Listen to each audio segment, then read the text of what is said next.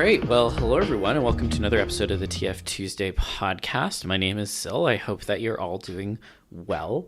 It has been a extremely busy week on my end, and the reacclimatization to the real world after Fernal has left much to be desired. But you know, we soldier on. I'm joined by my illustrious co-host K-Libra. How are you doing, K-Libra? Soldiering on. That FE weekend shit was a lot of fucking everything, and there was a lot of good stuff and lots of stories. But Jesus Christ, conventions are work sometimes, and you did more of it. So hell. Yeah, I mean, I've already got my plans for FWA, so and potentially other surprise conventions between then and MFF. So finger guns. I stay busy. Yeah, you do. But are you happy being busy? Are you making these choices on your own? I'm gonna pass on that question. I mean, you could just be honest, but hey, you know, that's fine. I am making my own decisions. Okay. I can confirm that. Yeah, I'm sure. Negative responses aren't usually welcomed. Like, patrons are welcome if you're new, because I really enjoy when people say, yes, we'd like to help you out a little bit with, what is it, like $2, $5, $10 or something a month. Why? Because maybe you'd like to motivate us to keep doing more and also to just keep increasing production quality. It is a little difficult to put more into this because it takes so much work and there's more going on aside from the podcast. But, you know, help us out, please. Especially me. You could use some help. Hell yeah. I mean, I heavily concur there, so... Okay. Yeah, and hell, you know, you get to join the Patreon server, you get to see little things that Zil and I decide to post. There's other artists in there who like to share their little bibs and bobs that they do, including the animator for the lovely channel trailer that we now have. And Yes. Just more. Discuss things with like-minded people, know where we are at all times. Sometimes, not really. And also, every now and again, we get our patrons involved in recordings for certain episodes, like the game show episode that we did not long ago. So, yeah, you could be privy to that sort of thing if you're interested. But if you just feel like being generous for just a little while, then that's also appreciated. So, yes, Patreon. Try it. It's pretty good. For this week's episode, I wanted to talk a little bit about my husband. And I specifically want to talk about him because his game, I finally had a chance to play it. And I'm talking specifically about the Sonic and Shadow Generations game. If you're not aware, Shadow and I are legally married. And if you have any concerns about that, you can fuck off. I'm giving you a pass. Thank you. I appreciate it.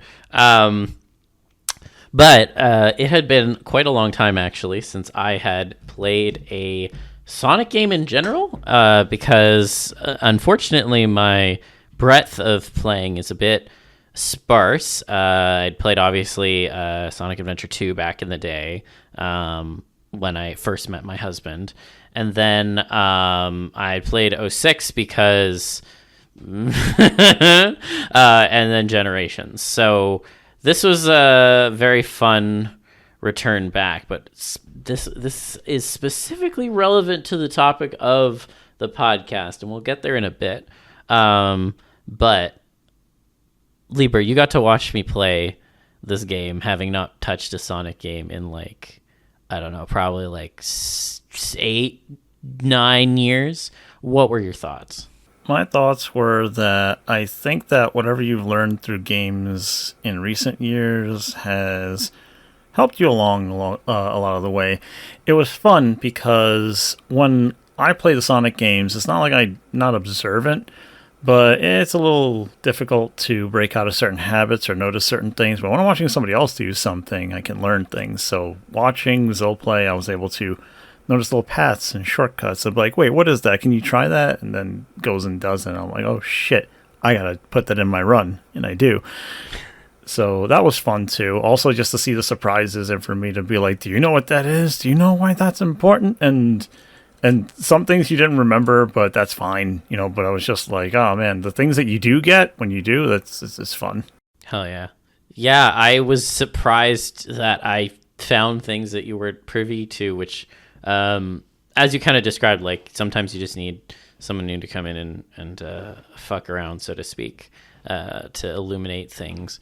But I was still genuinely surprised by that revelation. Yeah.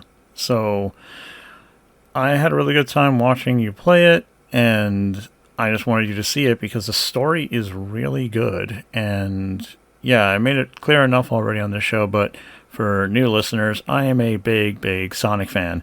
So if you look around some of my social media or whatever, or well, more specifically my art sites and stuff like that, I put a Knuckles icon there, and it's because it's kind of a little tradition for me. It's a little comfort thing. It doesn't even really say a lot about what I like to make, but but I've been a big fan for a long time, and I still am. And hey, I also played 2006. For those of you that wince about it, I just like to let you know it is hardly the worst game I've ever heard of or played. If that is your standard for bad games, let me just let you know that the abyss goes far deeper, and you wouldn't like it. At least Sonic 06 has potential that you can see. It is an unfinished game. But this isn't really a podcast about Sonic so much as why I wanted to talk about Shadow Generations, especially with Zil, because Shadow Generations is really fucking good. It's extremely good.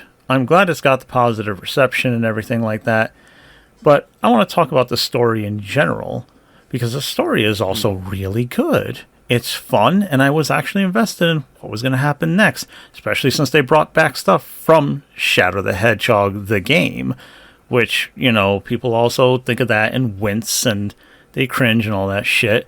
But I'm like, okay, you're going to lean into this. So, yeah, spoilers going forward. If you give a fuck, I don't know, man. I care about spoilers, but I already know everything. So, Anyway, yes, the reason it's on the show, if you haven't already used your detective brain and critical thinking, is there's a lot of transformation in Shadow Generations. It is part of his fucking moveset and you expand it, and he gains powers because his biology gets altered throughout the game. So you've probably seen it in the promotional material too, that he grows wings, but that's not the only thing that happens. So, all right, I'm playing the game and I'm just like, oh shit, you got this game for Christmas and I gotta see you play it. So then you finally got to start playing it. So run me down, when you were starting the game up and you were seeing it, like, how are you feeling about it? I mean, I was excited because I got to see my husband on screen. But more importantly, I was excited because, you know, especially as someone who was growing up in the aughts, so to speak, you know, being like a teenager and such, Shadow got like so much derision at the time, and it really has been nice to see people come back around to him because, yes, he's an edgelord, and yes, that was part of the reason why I probably liked him at the time anyways, but there's a lot more depth to his character than I think a lot of people give kind of credence to, and I felt like the story, I was hoping, at least going into it, and then was later validated, that the story would do that sort of complexity justice, just like it had in the movie that came out recently. And so, you know, Sega was very much marketing this as Year of Shadow, and so I was like, well, you better fucking measure up to that shit because that's what he deserves. And I felt broadly that they did.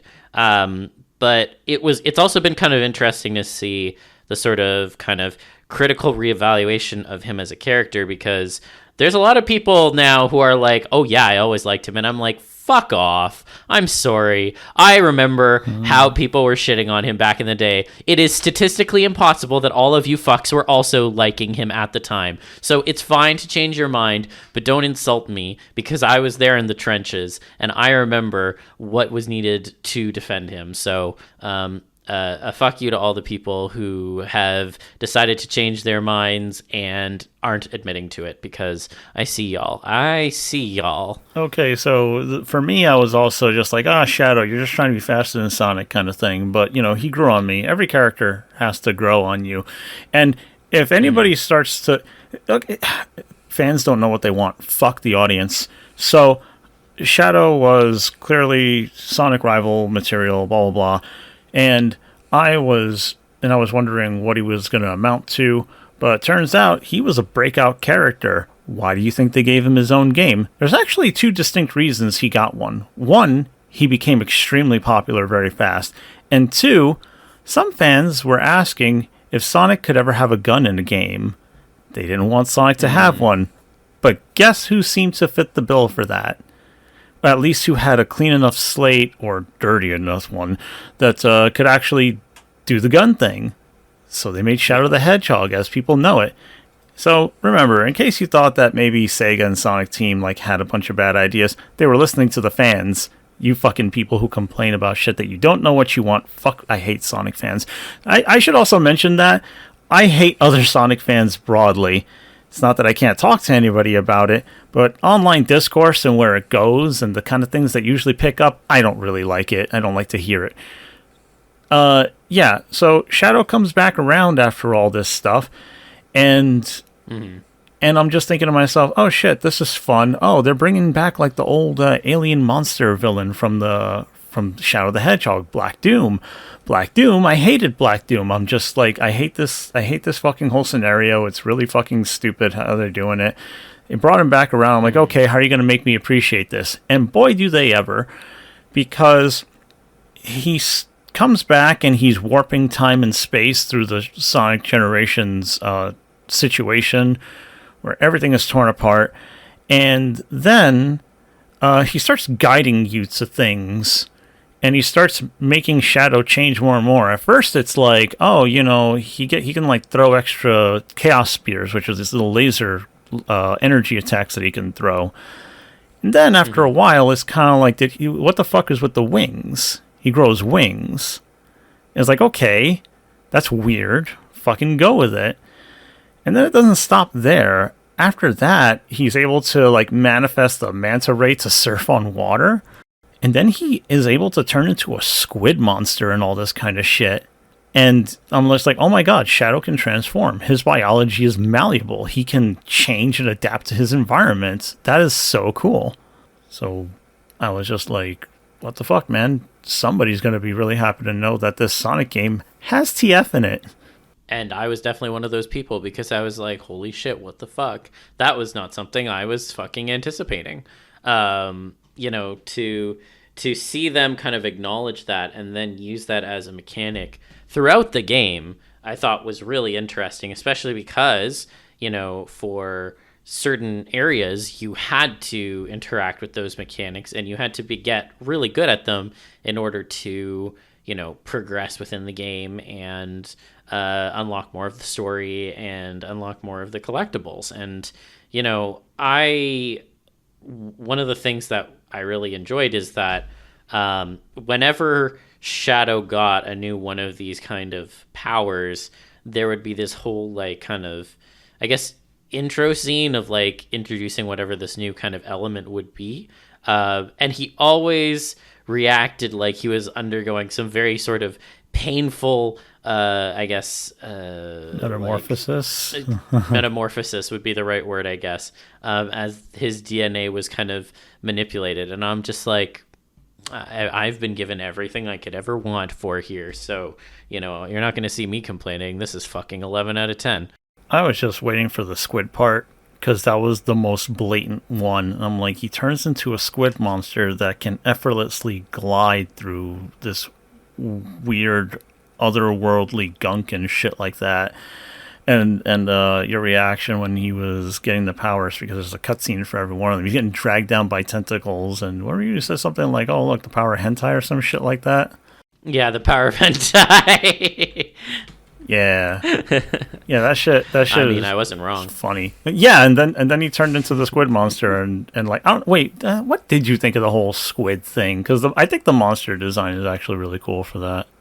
Oh yeah, no, I actually really liked it. I thought it was well done, and I really liked it as like a mechanic just on its own. I thought that they did a really good job handling it overall too, and I was just genuinely pleasantly surprised that it was even like there, basically, because obviously I'd seen the stuff about the wings, but I wasn't really anticipating anything else after that. So to see it actually like come up, I was like, oh fuck, okay. I mean, I'm all here for this. I'm just surprised, right? So Yeah, and the fun thing is how eventually you unlock the ability to go through past stages when he can grow the wings, and when you grow the wings, you break the fucking stage in a bunch of creative ways. So you get your own category in time for that as well. But it's fun also because there's like little previews of Shadow there. And if you have the wings on, he looks like he's in turmoil and everything. It's just like, oh, I'm a monster type shit. yes. Yeah, it's such a fun flair. He's a monster. He's, his blood is from another world and all that kind of stuff. He was made to be the ultimate life form. And then the cool thing about the themes of the game for me were that, okay, fine, he's changing and everything like that, but why is that even a thing? Game characters get that kind of shit to traverse and do shit all the time. What I enjoyed was the entire point of it. Shadow was getting stronger and stronger to the point where an event that happens in Sonic Generations, I thought, hey, that's actually going to tip the scale. How is this going to work? And they rationalized that pretty well. And, Shadow doesn't want to do anything if it will mean he has an advantage. He wants to beat Sonic on equal terms or not at all, as he put it. But he could have probably changed everything if he didn't have that hang-up. But the reason he was getting all those powers was because he was being set up to have his body taken by the villain, Black Doom. Doom wanted to take him so that he could pretty much conquer everything. Because, yeah, Shadow is extremely powerful. If you don't know anything about Sonic, Sonic is a god killer. And if Shadow is supposed to be able to keep up, yeah, he'll be an actual threat. So, yeah. It's the ultimate life form. Yeah, but, there's more to Sonic than just looking like him. Oh, of course. I'm just, reiterating that Shadow is the ultimate life form.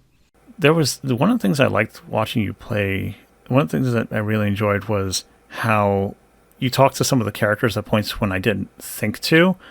And the question of, how is Sonic able to keep up with you if you came before him and you were literally made to be the greatest living thing ever? How is that possible? What the fuck is he? And I love that question because now I'm like, oh, that's right. Oh, that's the question. What makes him so fucking special? And that's terrifying. Sonic is terrifying. Yeah.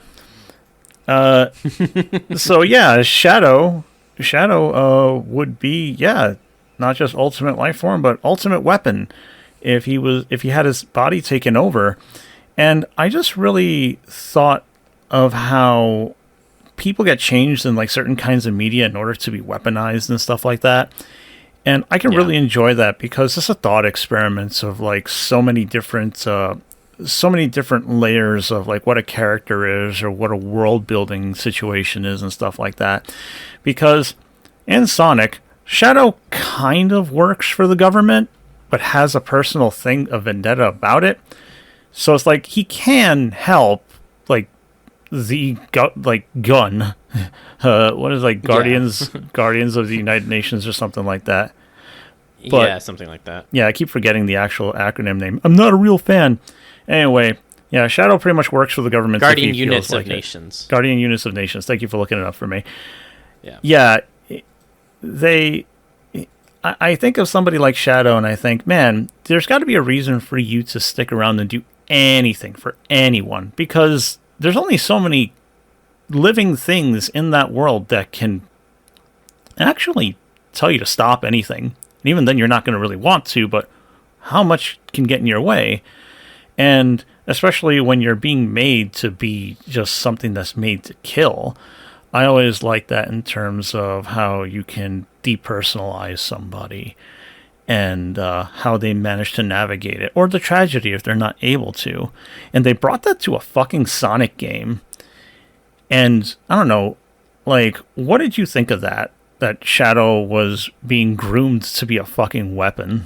It was, well, okay. So I really liked it as a narrative choice, because this is something I've seen come up in a few different kind of situations, and in particular, like it's come up in some of my like D&D games. But like as a trope, I think that whole idea of you were raised just to be a weapon, and you have to kind of fight to determine your own kind of pathway. I think that's like such a cool fucking trope to kind of really get into the weeds of. So to see it come up in the context of Shadow was really cool. And I think it also made a lot of sense with all the other story beats that we'd already known about him. So seeing it all kind of come together, I was like, fuck yeah. But it did surprise me a little bit, in the sense of I just didn't see it coming, but it really worked well within the story of Generations, I will say. And, I think him kind of chafing at that, even though he is also having to kind of dive into some of those potential like weapon-like abilities as he's kind of going on, because every time he's unlocking one of those, theoretically, he's making himself more primed to get taken over by Doom. And so him kind of going through those stages is both really interesting to see and also slightly concerning.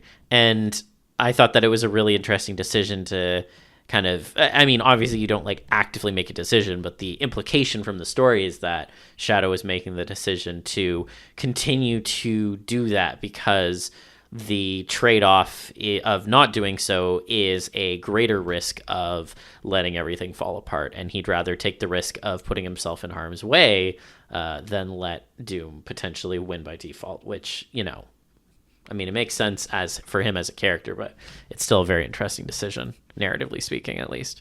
Yeah, it is. It's kind of makes me think. Well, no, that was actually different, but I guess it was like a similar situation, but with like different outcomes and means. Because in Frontier, Sonic was being slowly corrupted, but the corruption was the only thing that was giving him the power to save his friends. But saving his friends meant dooming the universe, pretty much. So that sort of was happening with Shadow, but it was very personal, because they brought back the two people that he cared about and everything like that, and it dug up his past, and it was all kinds of shit. And that was the thing that I enjoyed also, is that it was super fucking personal. I just really appreciate that he has his foothold now as his own thing, and not just the fucking character who's supposed to look like Sonic but takes himself really, really seriously. But yeah, like being turned into a weapon is the kind of thing that can happen with a lot of stories and stuff like that. Usually, like, you get turned into like a monster of some kind. It's like Resident Evil or something like that, a bioweapon, something that can get pretty much led around by the nose and say, go kill them, So they did that here. Any other pieces of media that you really enjoy that had those kind of themes, or maybe even a story that you read? Because I can't really imagine there being too many long-form stories of somebody being made to just fight like that. I think transformation often gets explored as, like the kink thing, or like a personal journey, or means to overcome. But like the weaponization of a living thing or person, about to not be pretty much one. Like, I don't know, have you noticed any over the years or any that people write, or maybe that you come across in other media? Yeah, I mean, so there's definitely been a lot. I've seen it come up a lot, in particular within the, what's the word? Within the genre of science fiction. I think it comes up quite a bit. Yeah. Hilariously, I don't know why this is the one that's jumping to my mind, but wouldn't you say that Metal Gear Rising touches on that a little bit? Metal Gear Rising does touch on that a pretty good amount, because you are a killing machine at the end of the day. Yeah. And even in the game, you have to come to grips with that and understand what it is you're doing, but not only to what, but to who. Who are the faceless goons that you're constantly slaughtering? That part of the game is amazing. Not that there is a shortage of amazing parts of that game, but yeah, there is a lot of that, and our protagonist, Raiden, does go from just some guy, well, not some guy, he's actually a very special person. He has a fucked up past. But, you know, he was trying to be kind of normal for a little while until he got dragged into the big Metal Gear situation. And now he is anything but a regular person. He almost can't live like one anymore. It's not just that he was augmented and became pretty much more machine than man, but he also just fucking lost like any other major purpose in life for a while. And in Metal Gear Rising, you know, there's another character arc for that. But yeah, you know, he got turned into a fucking monster, and for a little while, especially in Metal Gear Solid 4, you're kind of wondering what the fuck happened to him as a person, because he is so different from there. He's different in 4 from where he is in Rising, even though essentially in the game right before that, he was already ridiculous, and now he's just more so. But yeah, he was barely human. There was a part in Metal Gear Solid 4 where he had lost all of his limbs. He had been attacked by like these very elite soldiers, and he had all of his limbs cut off, where he had to just hold his sword in his fucking teeth.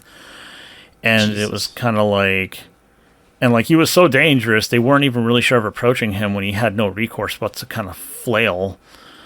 And yeah, after all that, it was kind of like, man, what happened to him? What's gonna happen to him? And then we have Rising. And yeah, that's definitely something that happens a lot in science fiction.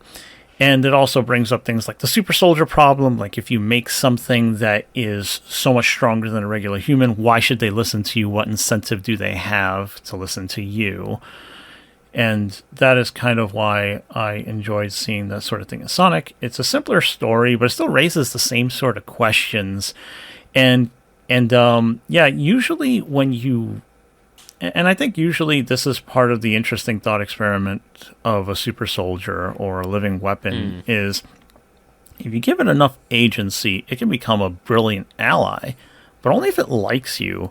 And if you make it too brainless, it's really, you know, why not construct a robot, you know, and program an initiative? But, you know, turning someone with intent into a monster is a very specific approach to trying to succeed. Like, if you want to gain power or something like that. Some people do it to themselves, but you know, when it happens to other people, yeah, it's usually like really fucking good. It's great for like revenge stories, love stories, all kinds of shit. Oh yeah. There's a few that also come to mind that again aren't necessarily TF related, but I think really fit that kind of ethos well. I mean, a lot of Wolverine's arc in some of the movies is related to him being kind of viewed as a weapon, or trying to use him as a weapon. It drives a lot of the plot in Logan specifically, given they tried to do experiments to make more of him, basically. I remember it coming up as a big part of Mass Effect 2, because there's a character who basically only views themselves as a weapon, given that they're an assassin. And it plays out really well, I will say. There's also an example that comes to mind from Valkyria Chronicles. I have a lot of thoughts on that game series. Yeah, I've played that. I only played the first one. I only played the first one, and I felt really, really fucking bad for Silvaria and her story. That was fucked up. It was bad. And it gets worse because the things progress, and by 4, there's a lot of other shit going on. So, yeah, I think that's a pretty pertinent theme that shows up in that series overall. And I guess like if I had to mention one other one, just because I think it's funny, for those who aren't aware, the White Walkers in Game of Thrones were originally created as weapons that then kind of turned against their masters. So, I think there's a lot of examples within media in which that trope has come up, but it's always more powerful when you get to experience the main character going through that, and that was something I really appreciated with Shadow in his position. Because in many of the examples, it's not necessarily the main player character that's kind of going through that journey. And so to see Shadow get to go through it, and obviously the players get to go through it, I thought was really neat.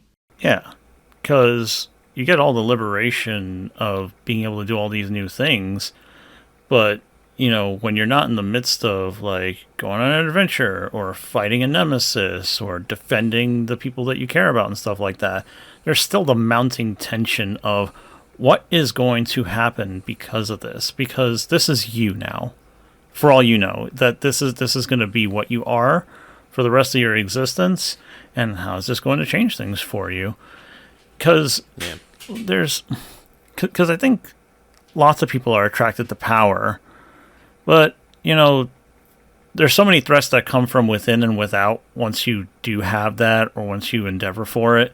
Because, like, people will want to either take it from you or prove themselves that they're better. And however that manifests could ruin your life. Oh, absolutely.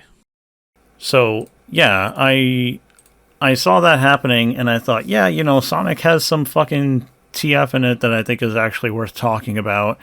And it was really fun to see something like a 50-year-old experiment come out of a time void and like have this experience that made him grow as a character, especially in a game where people don't have expectations for stakes, stories, and emotions anymore. Even though Sonic Adventure 2 had lots of big stakes and a lot of actually fucked up things happening, and we're like, this is a kid's game? Yes, it is. Children like stories with things happening in them. Try to remember that. Yeah, I mean, I would say, given it also ended up forming the basis for the best Sonic movie, I would say that stakes are good. We like when stakes happen. Yep. Have them served up however you want them cooked, but they're good. Yeah, so this brings the question, when it comes to like the living weapons stuff, have you ever had characters that really left an impact on you in term with that? Because I know you mentioned that there's like sci-fi and stuff like that. Was it Mass Effect for you? Was it anything else? Yeah, I mean, I think with Mass Effect, to I guess get a little more into the character in question. So, in Mass Effect, specifically the second one, there's a companion you get whose name is Thane, who is an assassin who is also on a clock because he has a terminal disease. And so a lot of how he kind of navigates like the different situations where you have him as a companion and such, he's very much focused on just kind of like following the lead of Shepard, but he also obviously has his own perspective on things. But you get to learn more about why he kind of views himself in such a depersonalized way and how that kind of ties back to his terminal illness. And part of the reason why he even joins your kind of cause, so to speak, is kind of because he knows that this might be his last chance to kind of make an impact on the galaxy.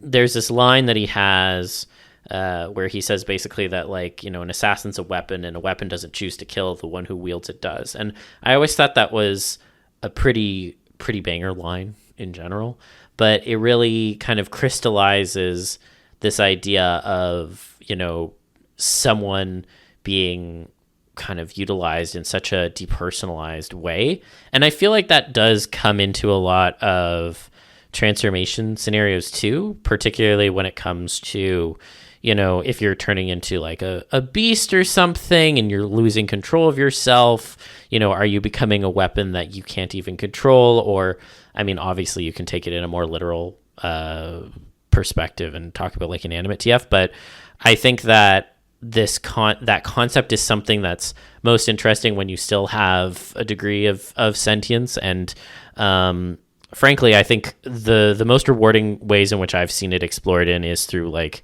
D&D campaigns, because you can really get into a lot of interesting character moments and flesh out the story in a way that sometimes I don't think is necessarily possible in a lot of other media, just because there's different things that are competing for focus time, basically.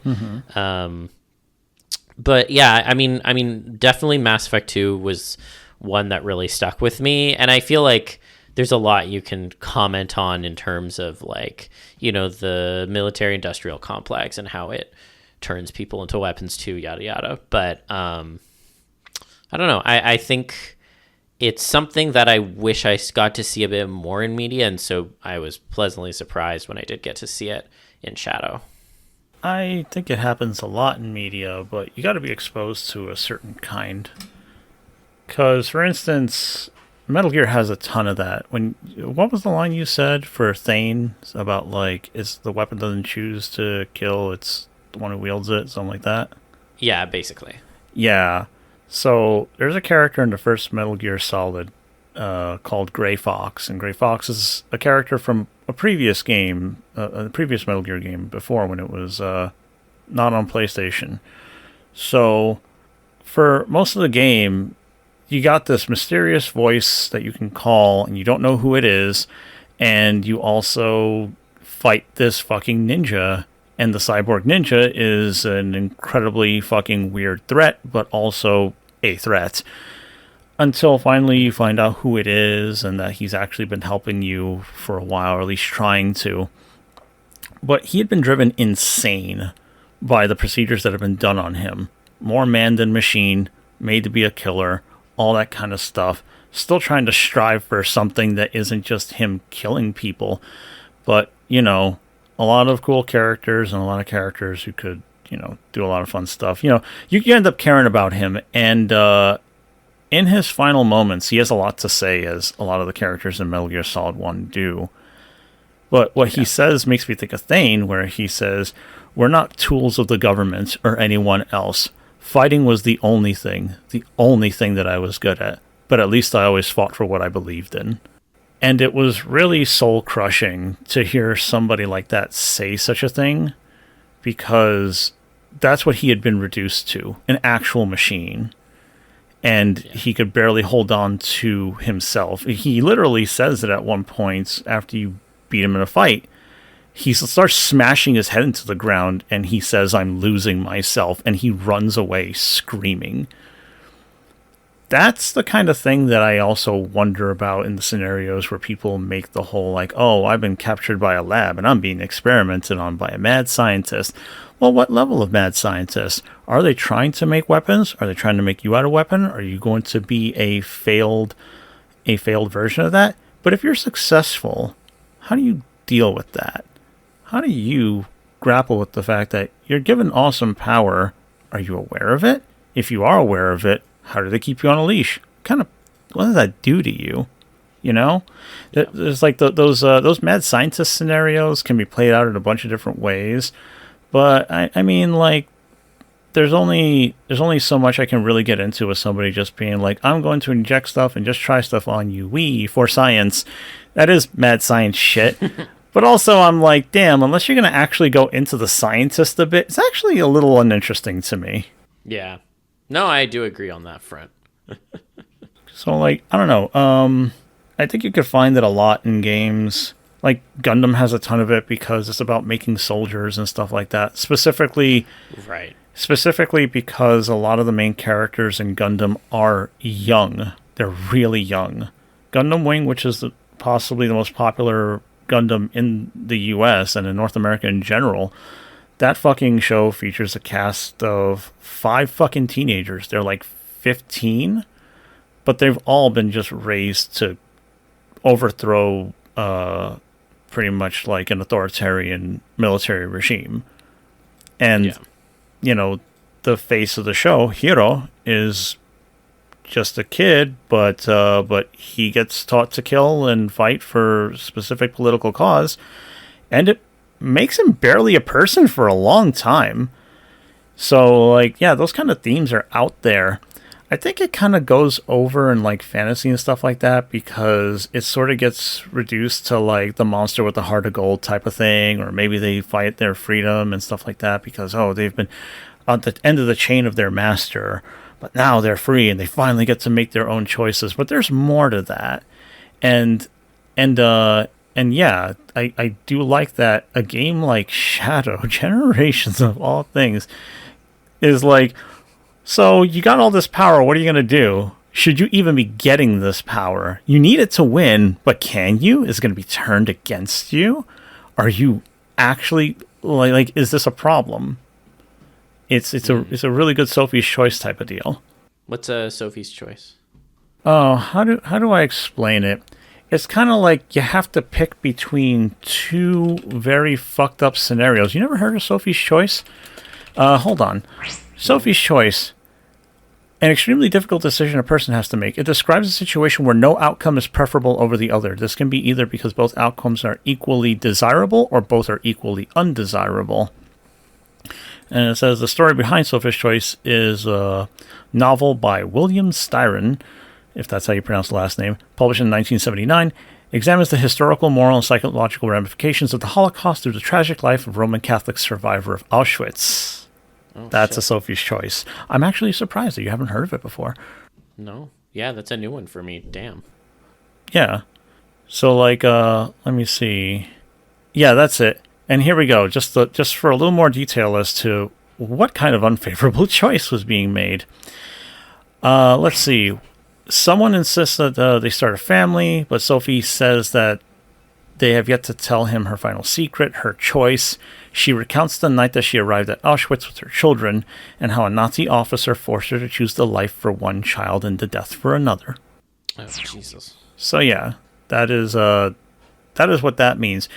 If any of you haven't heard of Sophie's Choice, not just the movie, but, you know, as a phrase, then, yeah, let me know in the comments, because that's been a part of my vernacular for a really long fucking time.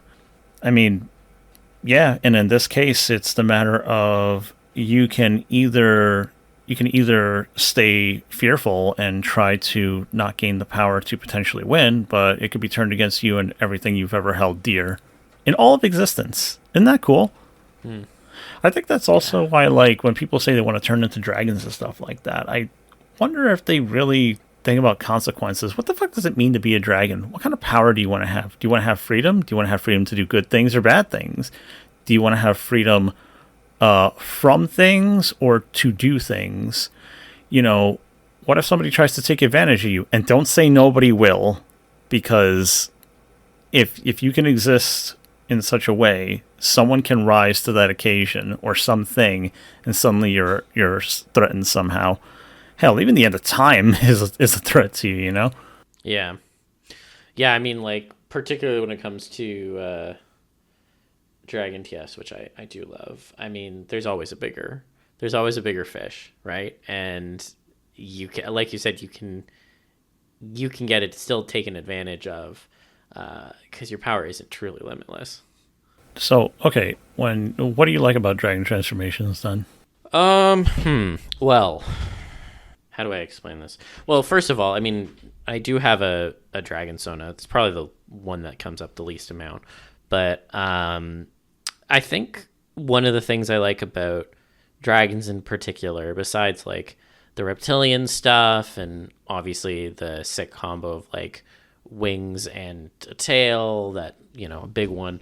I think one of the things I like the most about dragon transformations is that because they are a fictional species, any sort of scenario in which you are becoming one has to involve some interesting world building to start. Obviously, you could be like boring and just be like, oh, I'm just like randomly turning into a dragon in a world where none of that exists. But like, I'm talking about actual like transformations that have like some sort of a interesting literary background. Like, when it comes to the kind of scenarios or situations that you might end up in, I mean, there's always classic stuff with like hordes and such. But the question is like, well, why is this person interacting with the horde? Like, what led them to that circumstance? Are they like an adventure? Did they stumble upon it? Et cetera, et cetera. There's a lot of narrative that has to underpin a good dragon transformation. And I think the fact that you have to have that kind of thought process from a world building perspective kind of elevates it as a concept in a way that a lot of other, like just standard animal species, you don't necessarily have to grapple with. That's not to say you can't, but I do like from the perspective of Dragon TFs that they are almost inherent to engaging with them in an interesting way. Yeah, and that's one of the reasons I also found dragons specifically in Dragonlance very interesting, especially since there are the metallic ones and the, I don't think they call them like the flat color chromatic ones. There's like chromatic and color ones. But yeah, there's like bronze, silver, gold, platinum dragons, and then there's like the blue ones, the black ones, the white ones, the green ones, all those kind of things. And they both had divine affinity and stuff like that. They also could shapeshift, back and forth from being humans and stuff like that. So, that is an interesting world because dragons make their choices as to what the fuck they're doing and why. And generally, the ones that are flatly colored ones, they're the bad ones. They have like very selfish instincts and priorities and stuff like that. While the metallic and stuff like that, they end up fighting the good fight pretty much. They're the good god, but they still got some shades of gray in there that I appreciate because, like for instance, in Legend of Huma, when you find out that the dragon companion and the looming love interest, and you never see them together at the same time. And the other dragon folk, like, yeah, they're allies, but they're looking at this and they're like, I don't think that's gonna work, So yeah, it definitely makes for really interesting world building when you can make that kind of stuff work in some way, or at least make an interesting scenario between just like a few characters. Sometimes it doesn't have to be intricately made, but control the scope of your story and all that kind of shit. Yeah. And besides, as dragons being weaponized, they have personhood. They go out there and they choose to fight, but they're essentially like tanks and artillery and shit like that too. They have a very specific kind of role and capability that humans just cannot really achieve in the same way. So, when a dragon is going out there and choosing to fight, especially alongside or for a human, there's stuff to examine there. Yeah, I mean, I think you put it really well, and honestly, I just think that as a concept, they can fulfill so many different roles within fiction, and why wouldn't you want to become one? I'm just saying, Well, there are reasons sometimes. Of course, but I just I want to ask the question critically this time. You know what I mean? Actually, ask it critically. Yeah, of course. Okay, so all right, how about this? Answer the question: why wouldn't you want to become a dragon?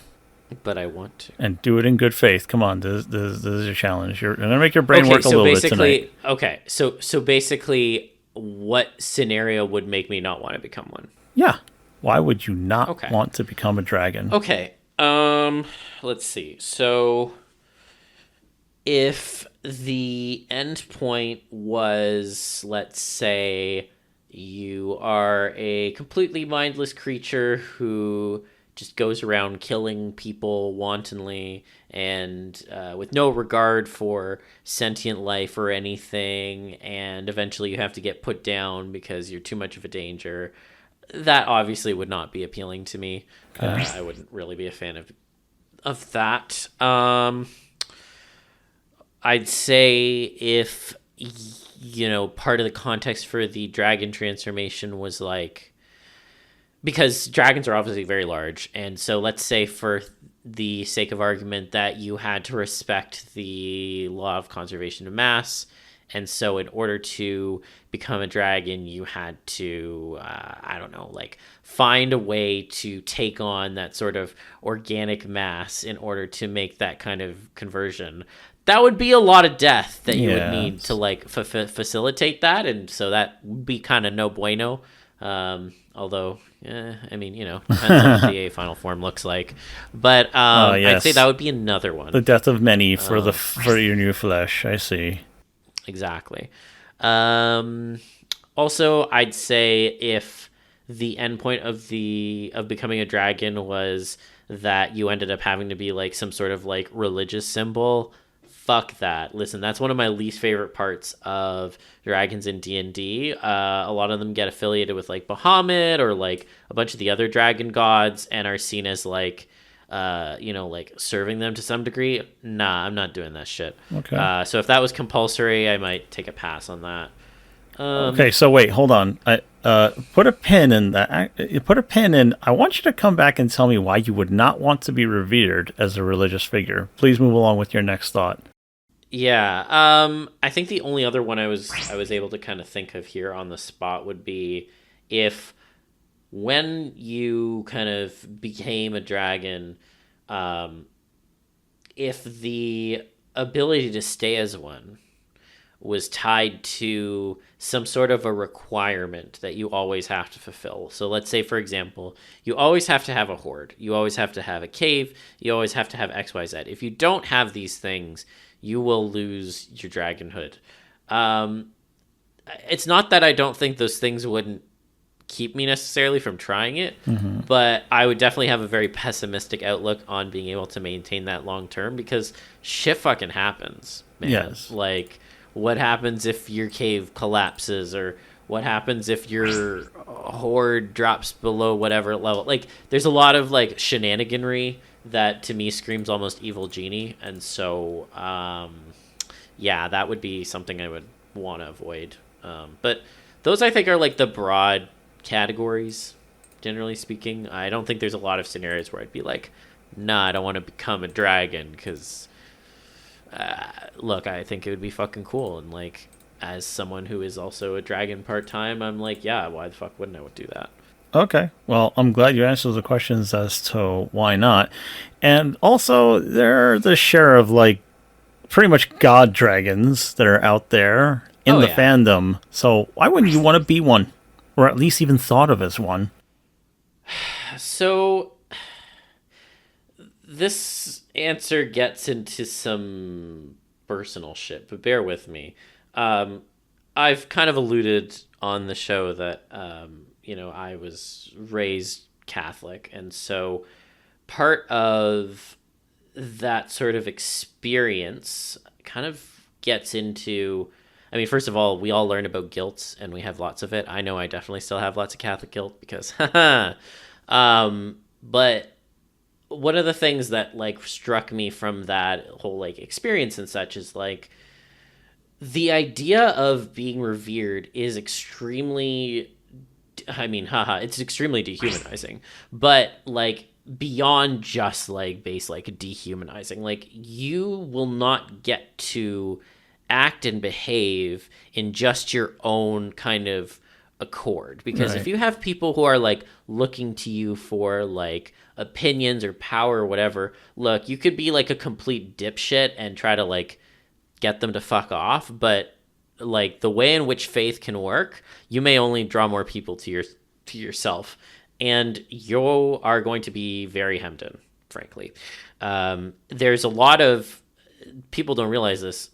There's a lot of restriction that comes with that level of power. I think almost to some degree about like what celebrities have to deal with in the current world of like, yeah, you have all this money, you have all this power, but you also have people like on your ass 24/7. You always have to think about, how am I going to get through this day from the perspective of going from A to point B is not a normal thing you can just do. Like, there are specific restrictions that come down because of that. And for me, at least, one of the appeals of a dragon transformation is you get to leave that shit behind. Like, no dragon. Well, I guess put an asterisk. I'm sure there's plenty of stories out there. Yeah, where fuck it. Just talk about yours. Most Just talk about how you feel. Fuck it. Most dragons don't have to deal with capitalism, okay? You don't have to think about a mortgage. You don't have to think about, whatever. I mean, you want to maybe think about increasing your hoard, but, that's kind of an ancillary concern. I don't really count that as capitalism. You get to just fucking vibe. And as a dragon, there's very little that's actually, would be an apex predator that you would have to be concerned about besides other dragons. So, there's a level of peace that brings to you too, in the sense of I'm not gonna have a trouble surviving necessarily because I can just fucking get my food either the hunting way, or if I can shapeshift into a human form, I can get it that way. I can just fuck around. I don't have to worry about a lot of shit. It's a really freeing kind of transformation. So to then take that and then put it in this kind of structure or trappings of all these people are now looking to you and you have this power over them, but also that comes with all these restrictions. Those restrictions are antithetical to the idea of just the freedom, in my mind, that comes with a dragon transformation. And so for all of those reasons, as well as my own life lessons and such, I'm nah, that is not something I would want for myself. Look, I love being liked by other people, but worshipped is a completely other category, and that is not something I am here for. Okay, yeah, that makes a lot of sense. And especially since, the thing is, if you are treated as divine, but you're not, oh boy, the fucking anxiety that's going to build in you. Anything could go wrong at any moment. There's so much on your shoulders every single time, and you don't know after a while if you're being watched, if you're being seen. If you can be seen, then oh shit, that's miserable. It is very miserable, because then it's oh, well, I'm a dragon, and if I'm a god, or they think I'm their god, I could just do whatever. Well, then, I don't know, man. You got to have somebody worth worshipping you or something. There's nightmare scenarios. I'm sure there's some people that don't give a fuck if they end up being a cruel god or some shit. But I think since that's kind of less common than I hope is really out there, I don't think a lot of people would really want to be in that kind of position. And dragons attract a lot of attention. When you have big powers or big beast mode, or you have something desirable about you, you get lots of attention.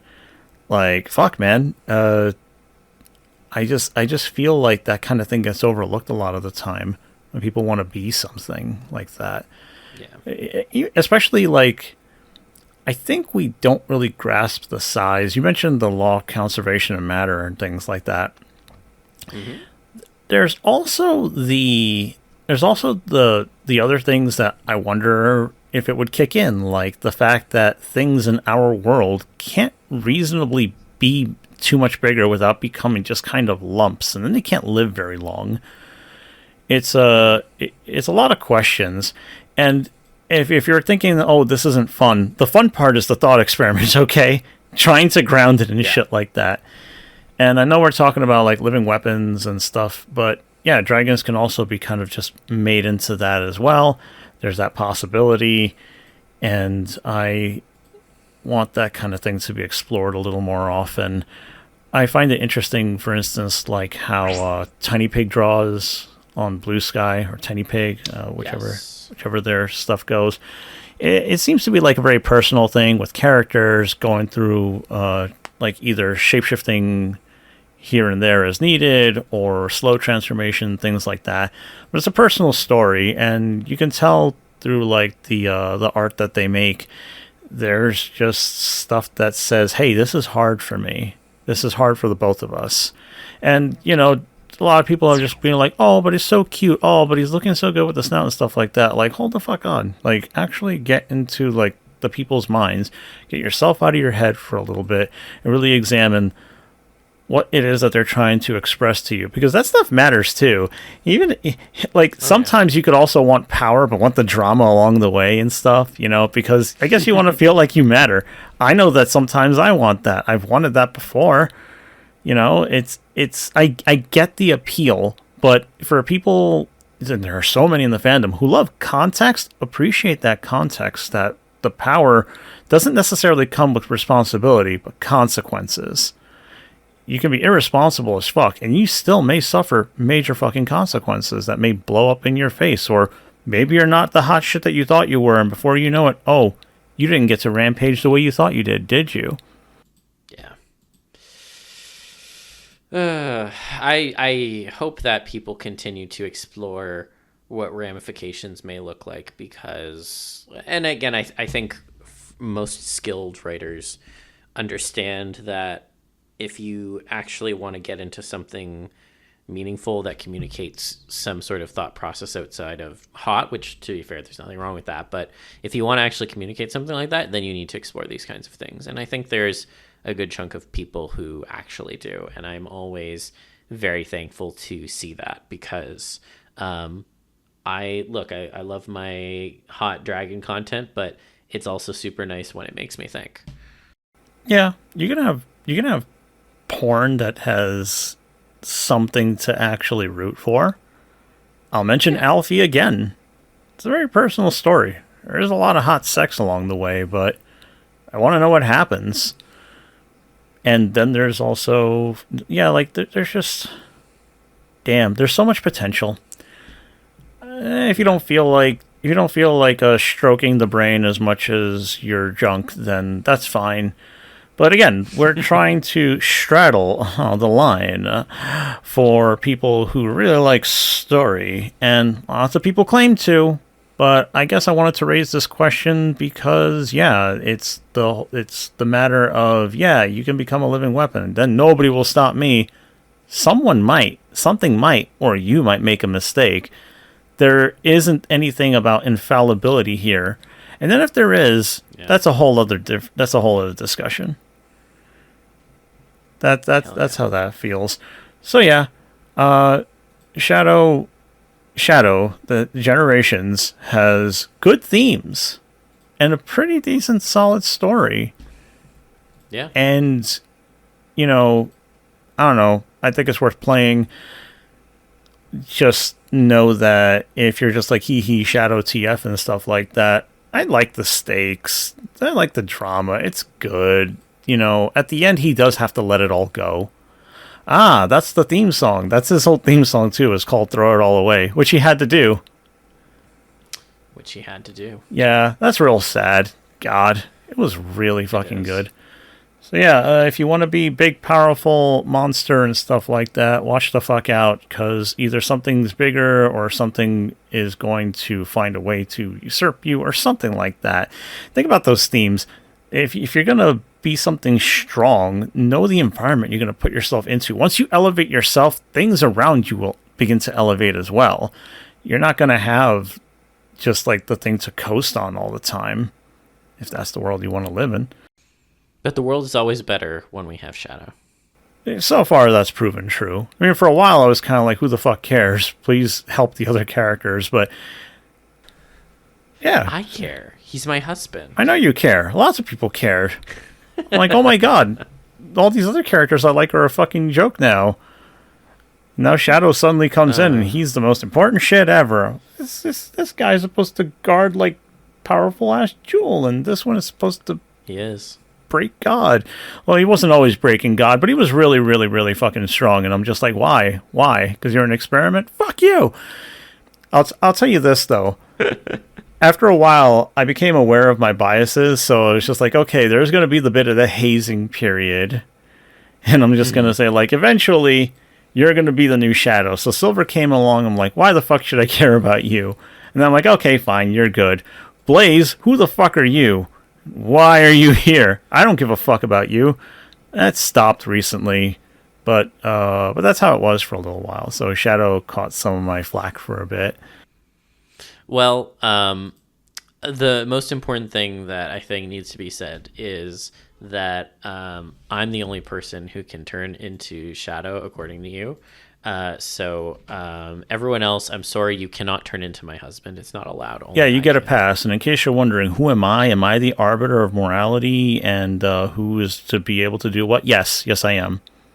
Who made me? I am. Because I am elevating myself, and I'm making the choice to be this big, powerful soldier who's willing to fight for the things that I believe in. Exactly. Yes, and that means I hate Sonic transformations. I do. I hate them. I hate them. I hate them. I hate them. I hate them. And yes, he was like, "Ooh, have you seen the Sonic porn?" Yes, I have. I hate it. I fucking hate it. Okay. It's not good. It's not good. But the game is good. Man. Yes, Zil gets a pass. Why does he get a pass? Because I give my friends passes and permission to do lots of shit that otherwise I don't give that charity to other people. I very blatantly discriminate in favor of my friends. So don't worry about that, guys. Don't act like you don't, okay? Oh, no, absolutely. Oh, man. Well, we do have some audience questions that I wanted to make sure we got to cover. And the first question comes from us from Leaf Wine. And so the question is, what's your opinion on using TF as a tool for introspection and or how to become a better person by potentially, describing one's quirks or idiosyncrasies employing such a scenario? And as a second question, how was our body swap in the live episode? Wow, you snuck in two questions and actually got them in. So the first question was, damn, could you repeat it? Like, what was the... what's your opinion on using TF as a tool for introspection and or becoming a better person? It's very easy to make kind of boring because we have very clearly defined expectations and impressions of what certain animals and means to us and stuff like that. So it can be pretty predictable. Mm-hmm. But, I think there's still a lot of value in just being able to do that sort of stuff. You don't always even have to subvert an expectation. Maybe just ask the question that other people either have not frequently or have maybe even failed to ask loudly enough. So I think it's a good tool. I think that if you're going to do the introspection thing, you have to remember that the person inside is the thing that really counts, not so much the experience as whatever it is they've become. So that's my answer for that. What about you? Honestly, I really agree with a lot of that. I think it has its purposes, and I do like it. But it should be used in a bit more of a sparing way, just because I think it's a bit overused at this point. So largely agree. Yeah, I mean, but sorry, go ahead. No, I was just gonna say, like, that's kind of why I ended up liking transformation as something to be enjoyed, because it's a subversion, and also, yes, they do make it horny and look fun in a bunch of stuff that I've seen. Yeah, you were gonna say. I was gonna say, but how was the body swap? It was fun. Looks like I entertained a lot of people. Looks like we both did it. I liked it more than I'm supposed to, but that's only because I knew it was temporary. Yeah, I will say that it was fun, and I couldn't. After you did your impression, there was no way I was going to match it because yours was too fucking good. I had no idea that apparently it would be that fucking good, but awesome, cool. I can act a little. Oh, man. Awesome. So then the next question that we had is from Max Velocity, and it's actually specifically for you, Libra. And so the question is, if you were depicted on a magic card, how would you mechanically depict a TF for yourself? Would it be an activated ability similar to Monstrosity or an aura? What would be the mana cost? Oh my god. That would... Okay. So the transformation has to be worth it. And I haven't played Magic for a while, so if you think I'm gonna like really get into like the mechanical weeds of how I think this should work, just remember my knowledge is like over 10 years old on how to play the game at a decent level. I think that my costs would have to come in at kind of low. So I can imagine coming in at maybe 2. Okay. I think I would have to be maybe 1 red and no, I think maybe black. I don't really like swamp, but maybe 1 red and 1 black mana come in. And I think that my transformation should be tap activated. So there should probably be a mana cost that makes it kind of worthwhile. Let me see, kind of high. I think maybe like 4. So we'll keep with the red and the black. And we will then have 3 neutral. So yeah, 5 activate. You could do monstrosity with that sort of thing. And as far as effects go, I haven't really thought of any. Me with a knife, I guess, until I have the opportunity to do something more against, like, what the hell is that shit? Red and black seems also like very like ha ha ha, that's very close to your colors, but really it's just kind of like black is swamp, and I think that that version of me would be more like in swampy areas, or maybe kind of like landlocked water masses, not so much the ocean. So not blue, especially since blue is very cerebral. And then there's white, which I'm not like super pious paladin type. And then there's also green, which is like, the forest is great, but, I never really connected. And I liked a lot of the stuff that has to do with, like, mountains and shit like that. There's so much around that. There you go. That's my magic nerdiness coming out from, like, a decade ago. Oh. Damn. That was all, like, a foreign language to me, so I'm just going to nod and be like, that's a good answer. Worry about it. I can't have a conversation about that game anymore with people who play it currently. I am completely not there anymore. Oh, God. All right, well, duly noted. The other questions I have here, so... we have a question from Boulderat, and the question is, an evil wizard is about to turn you into a human-horse hybrid, but offers you the choice, top half horse or bottom half horse. Which do you choose and why? I gotta do the bottom half, because I really need to be able to talk to people and hold things with my hands. And be able to help me get revenge on the motherfucker. And if you're wondering, you would want revenge? Yes, I would. Lower horse half. I don't know how my biology is supposed to work. It will probably be hell. Fuck that guy. I will kick him in the chest once and make sure that his sternum breaks so that he can die of internal bleeding after I get what I need. Unless he repents to his weather lords first or something like that. We'll see. Interesting. It's funny because there's an answer or a comment in the Discord who was like, oh, after listening to the most recent episode, I can tell you Libra won't choose the bottom half. So that's funny. Yeah, I'm not sure why. I wonder who thinks I would choose the upper half. I'd want to know why they would think that. But anyway, move along. So I will answer the top half, but I will add a caveat here. I would pick a top half if it was similar to like a BoJack Horseman situation, where like you still get kind of your hands, that I would pick. If it wasn't that, then I would pick bottom half. But if it could be, I would pick the top half. Yeah, I think of the really extreme scenarios because I was given just that kind of choice, and I'm like, you expect me to pick one of 2 potentially unfavorable scenarios, and people would be like, "Hurdy dirty dur, you got horse cock now." But honestly, like, if that thing is like the size of a horse, oh my god, what's gonna happen to my fucking life? God damn. Yeah, that's true. It's kind of concerning. Just a little bit. It's kind of concerning, kind of very concerning. Yeah.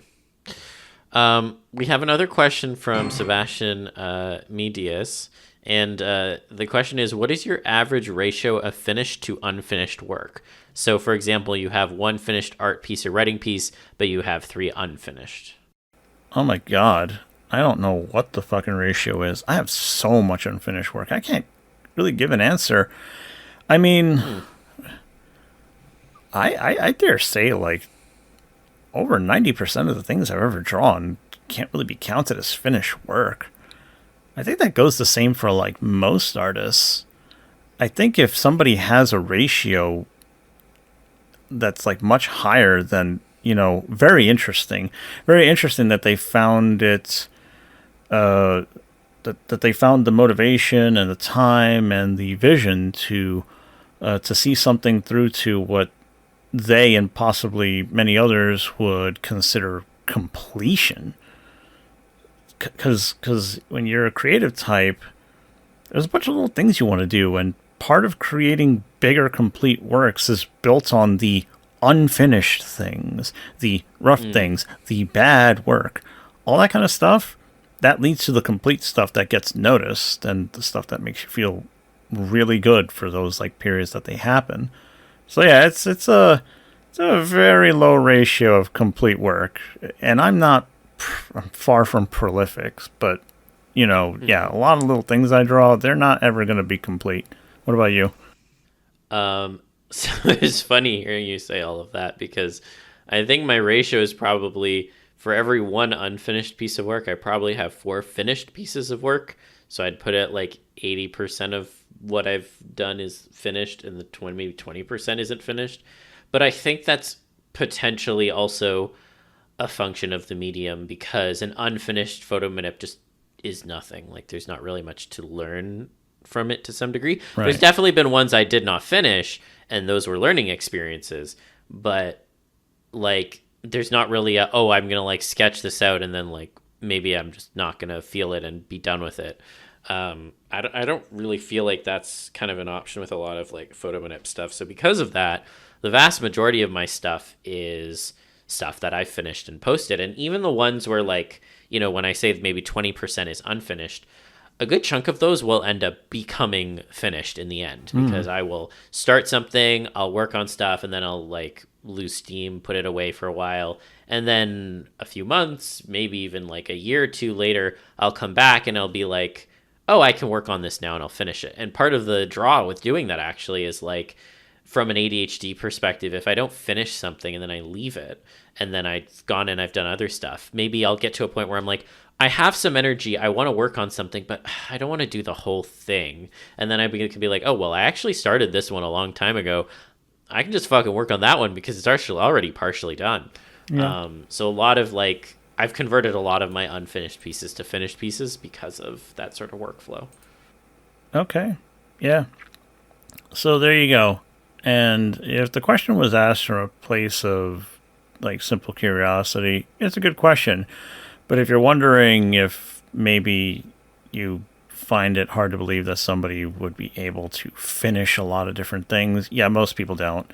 Whatever you count as finished, whatever they count as finished, most of it is never going to be finished. That's why there's like art production sketchbooks and things like that get sold for people to see, because that's not the stuff that sells big. That's not the stuff that most people want to put on their walls or include in their projects or animate into their movies or sculpt into 3D and shit like that. A lot of that stuff isn't the finished thing, but it's so fucking cool, and that's what the finished stuff is built on. There has to be a lot of it. I do agree there. So, but, yeah, that is a good set of questions this week. So I pretty much brought this topic to you. So then I'm going to ask you now, do you have a question for me then? Oh, fuck. That was sneaky. I wasn't expecting that. Okay. Since I spent so much time talking about my dragon Sona, if you had to make a dragon form for yourself, what features would you include and why? Okay. I did have a major dragon kick for a while. So one of the things I really like are the dragons with like the big blocky hammer-like heads, you know. There's a lot of people who know the dragons to have like sleek kind of like snout or whatever, like pointy head and stuff like that. But I like the ones that look really fucking kind of rough, like big heavy jaw, the kind of thing that looks like if you like swing the neck and boom, like that in itself could be a weapon. So something like that. Yeah. Let's see. I don't know. The whole like spines covering everything is kind of whatever to me. I like big segmented like armor plating scale type thing. I like dragons that look like that. Sometimes I fancy the idea of not having wings, which is just like, but then it's a worm. But shut up. But yeah, wings would also be good. You know, just the type that would let me fly and soar and things like that.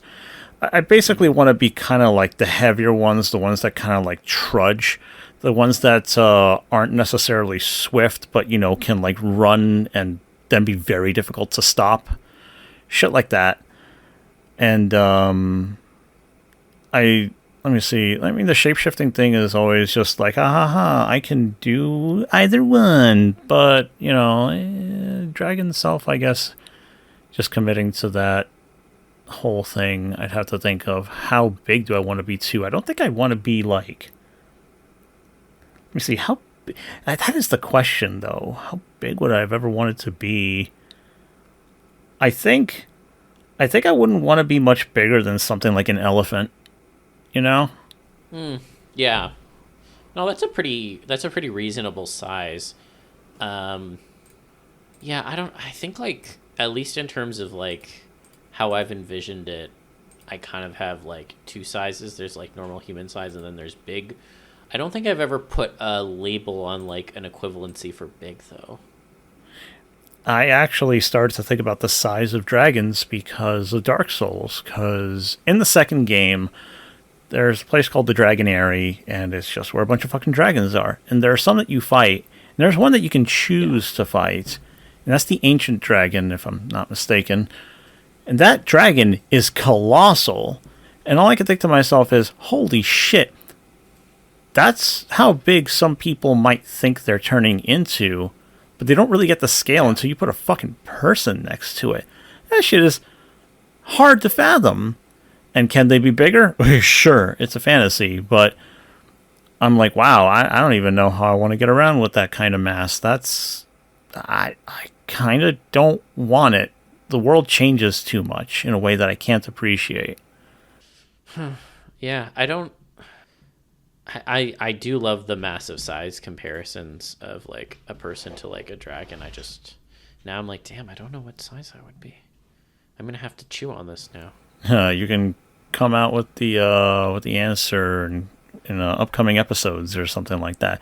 Stay tuned if you want to know how big Zil would want to be, and also the size of dragon that he envisions himself being.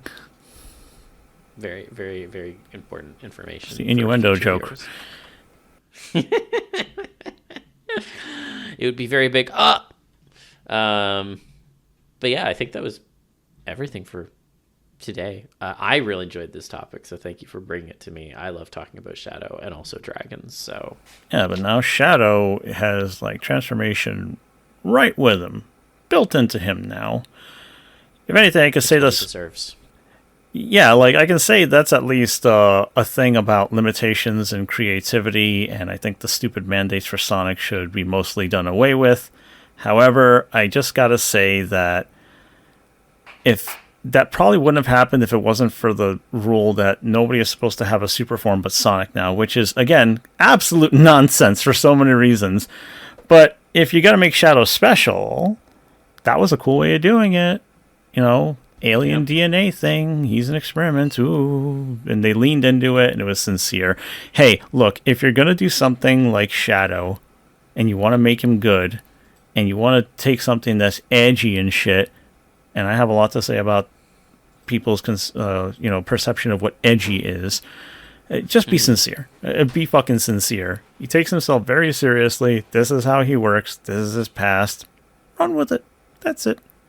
And that's how I want people to enjoy their transformation most of the time.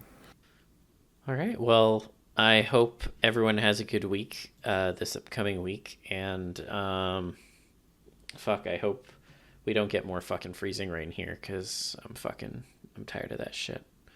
But in the meantime, drink your water, stay safe, keep an open mind, stay TFE, and stay tuned for potential surprise FWA plans. So, yeah. Remember that you can always turn the light off and think about some cool dragon stuff. Remember, repent to your weather lords. I'll explain that later. Bye. Bye.